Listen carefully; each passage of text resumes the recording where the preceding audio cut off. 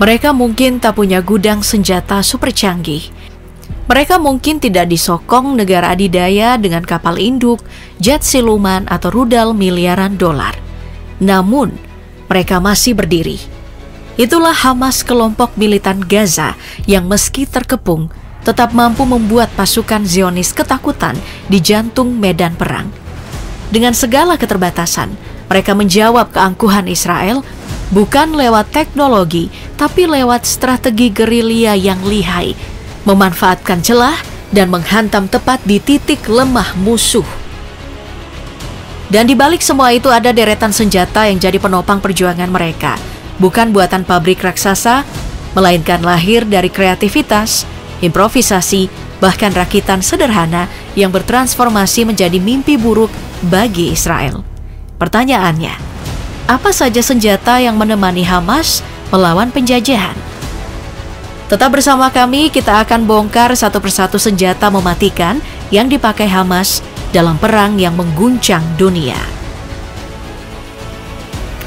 Senjata pertama yang layak disebut adalah roket rakitan kebanggaan Hamas, Qassam. Roket sederhana berbahan baja ini lahir dari tangan-tangan Brigade Is ad-Din al-Qassam, sayap militer Hamas. Banyak yang bertanya-tanya, seberapa mematikan roket ini sebenarnya? Di atas kertas, Qassam memang terlihat remeh. Varian-variannya hanya punya jangkauan 5-16 km tanpa sistem pemandu canggih dengan akurasi yang rendah. Tapi justru, disitulah letak kengerian roket ini. Karena dengan biaya produksi yang murah, Hamas bisa memproduksi Qassam dalam jumlah yang besar, menjadikannya senjata perang gerilya yang selalu siap diluncurkan kapan saja. Dan di medan nyata, Qassam bukan sekadar besi terbang. Ia adalah ujian mematikan bagi Israel. Meski negeri Zionis itu punya sistem pertahanan udara tercanggih di dunia, serangan roket Qassam yang diluncurkan secara massal mampu membanjiri langit sekaligus. Sistem Iron Dome yang selama ini dibangga-banggakan pun jadi kelimpungan, kewalahan menghadapi gelombang roket tanpa henti. Itulah yang terjadi dalam operasi Banjir Al-Aqsa 7 Oktober 2023 saat roket Qassam menghantam jantung pertahanan Israel. Setelah hujan roket Qassam, Hamas masih punya kejutan lain yang membuat lutut pasukan Israel gemetar. Rudal anti-tank Al-Yasin 105, senjata rakitan dalam negeri Gaza ini, diluncurkan lewat RPG-7 dan sudah berulang kali mencatatkan sejarah kelam bagi militer Israel. Tak terhitung berapa tank Merkava kebanggaan IDF yang akhirnya meledak, terbakar, dan jadi rongsokan besi akibat hantaman Al-Yasin. Di atas kertas, spesifikasi Al-Yasin memang terlihat biasa saja. Kaliber hanya 105 mm, kecepatan moncong tidak lebih dari 300 meter per detik, dan jarak tembak efektif sekitar 500 meter. Tapi justru disitulah kuncinya. Hamas tidak pernah mengandalkan duel terbuka. Mereka menggunakan strategi gerilya, menyerang dari balik reruntuhan, meluncurkan rudal dari terowongan bawah tanah, lalu menghilang secepat bayangan. Berkat biaya produksinya yang sangat murah, Al-Yasin 105 bisa digunakan Hamas berulang kali tanpa membuat mereka kehabisan stok. Setiap kali rudal ini dilepaskan, resiko bagi kendaraan lapis baja Israel begitu besar.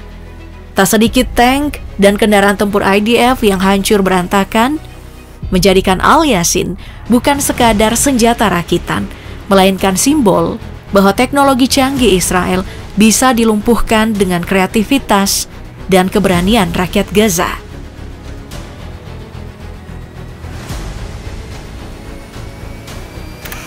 Perjalanan panjang perlawanan Hamas tidak berhenti di rudal-rudal jarak pendek. Dari keterbatasan mereka yang terus ditekan, lahirlah roket M90. Sebuah terobosan yang menandai babak baru dalam perang melawan Israel. Inilah senjata buatan tangan rakyat Gaza sendiri yang akhirnya mampu menembus jauh ke jantung wilayah Israel. Dengan M90, Hamas bukan lagi hanya mengincar pasukan IDF di medan Gaza, melainkan juga fasilitas vital di dalam negeri Israel itu sendiri. Nama M90 atau M90 bukanlah sekadar simbol, tapi angka yang jadi kekuatan. Dengan jangkauan tembak 90 km, roket ini memberi Hamas kemampuan mematikan untuk menargetkan kota-kota strategis. Dari Gaza ke Tel Aviv berjarak sekitar 71 km. Artinya, Tel Aviv, pusat ekonomi dan simbol kebanggaan Israel, berada tepat dalam radar tembak M90. Setiap kali roket ini dilepaskan, bayangkan kehancuran langsung menyelimuti kota-kota besar Israel. Lebih mengerikan lagi, M90 tak berdiri sendiri. Hamas mengoperasikan sistem peluncur ganda bernama LM90 yang mampu menembakkan hingga 8 roket sekaligus. Dengan fitur fleksibel yang memungkinkan peluncuran dari berbagai sudut, roket-roket ini bisa dilepaskan secara beruntun, membanjiri langit Israel dengan hujan api. Perlawanan Hamas tidak hanya bertumpu pada roket dan rudal. Di medan Gaza, mereka juga menghadirkan teror baru dari langit lewat drone kamikaze Shahab buatan Iran. Senjata tanpa awak ini bukan sekadar alat tempur biasa, tapi simbol bagaimana teknologi modern bisa mengubah wajah peperangan. Setiap kali melesat, Shahab membawa pesan bahwa bahkan pasukan IDF dengan semua kecanggihan militernya tetap bisa dipukul mundur, bahkan dilenyapkan dalam hitungan detik. Sebagai drone kamikaze, Shahab memang diciptakan untuk misi bunuh diri, meluncurkan pesawat ke target dan meledak bersama hulu ledaknya. Dengan daya angkut peledak mencapai 30 kg, serangan satu unit saja bisa meluluh lantahkan kendaraan lapis baja, pos militer, bahkan bangunan yang dipertahankan ketat. Inilah mengapa setiap dengung Shahab di langit Gaza sering berubah jadi mimpi buruk bagi barisan IDF.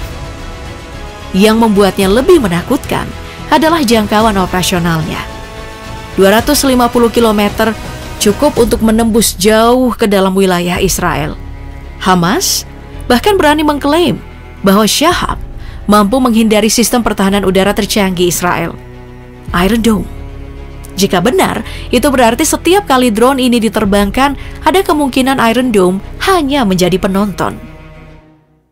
Sayap militer Hamas diyakini mengoperasikan senjata yang namanya syarat makna religius sekaligus simbol perlawanan, Burak 100. Dinamai dari sosok kuda bersayap dalam tradisi Islam yang mengantar Nabi Muhammad SAW dalam perjalanan Isra Mi'raj, di mana roket ini bukan sekadar alat tempur, tetapi juga pesan spiritual. Angka 100 bukan angka kosong, melainkan penanda jangkauan maksimumnya. 100 km cukup jauh untuk membuat jantung Israel berdegup kencang. Lonjakan jarak ini menjadikan Burak 100 lompatan besar dari generasi sebelumnya seperti Qassam yang hanya bisa menjangkau beberapa kilometer. Dengan kemampuan ini, Burak 100 mampu menyasar titik-titik strategis Israel, mulai dari pusat ekonomi di Tel Aviv hingga Bandara Internasional Ben Gurion, simbol vital mobilitas global Israel.